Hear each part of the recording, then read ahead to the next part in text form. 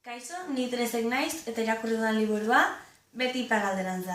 Beti Iparralderantz Jon Arretzek idatzi du eta Cristina Fernandezek ilustratu du.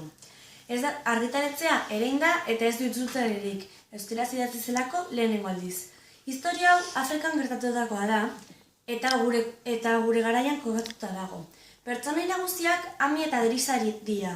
Drisa, Kaiazen bizi den eta bere familiagaz bizi den mutiko ausart bat da, eta Ami bidean egiten duen lagun bat. Historioa doa ume batetaz, hau da, Drisaz, joaten dela Europara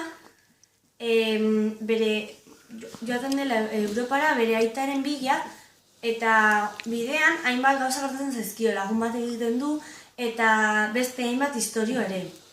Hasieran irudia liburu hau Itzura txarra zeukanez, ni enuen irakurri nahi, eta esaten nuen enuela irakurriko.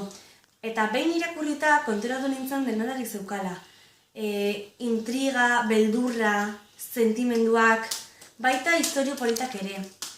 Animatzen zituzte irakurtzera, eta mila esker zuen arretagatik.